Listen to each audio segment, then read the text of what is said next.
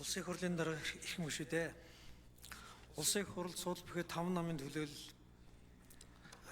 санаачилж улсын хурлын тухайлд нэмэлт өөрчлөлт оруулах хуулийн төслийг боловсрууллаа. 1992-ны 1-р сарын 13-ны өдөр батлагдсан Монгол Улсын үндсэн хуульд Монгол Улсын хурл бол төрийн эрх барих дээд байгууллага мөн бөгөөд хууль тогтоох эрх мэдлийг гагцхүү улсын хурл хадгална. Монгол улсаас засгийн бохирх ард түмний мэдэл байна.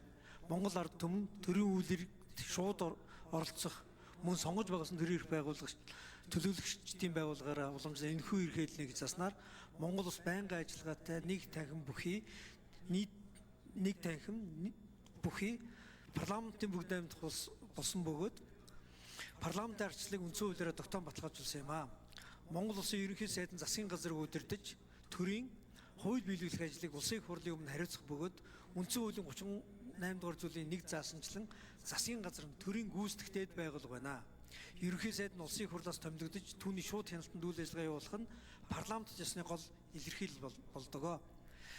Энэ хуулийн төслөөр үндсэн хоёр асуудлыг хөндсөн бөгөөд нэгдүгээрт нь одоо хүчин төгөлдөр үйлчилж байгаа дэгийн хуулинд байгаа ерөнхий сайдын мэдээллийн цагийг улсын хурлын асуулгын цаг болгон өөрчилсөн. Улсын хурлын асуулгын цаг болгон өөрчилсөнтэй холбогдуулаад ерөнхий сайд юу хүснэ улсын хурл ярьдаг биш. Улсын хурл цаг үеийн асуудал болон улсын хурлын гишүүдийн юу асуухыг хүсэж байгаа тэр асуудлаараа ерөнхий сайдаас асууж ерөнхий сайд мэдээлэл өгдөг энэ тогтолцоороо шилжинэ. Хоёрт нь төрийн алба хаагчид буюу улсын хурл мэдээлэл өгж байгаа албан тушаалтнууд парламентыг хуурдаггүй байх, худлан мэдээллээр хангадаггүй байхад чиглэсэн өөрчлөлтийг энэ хуулиар оруулсан байгаа. Эрхэм улсын хурлын гишүүдээ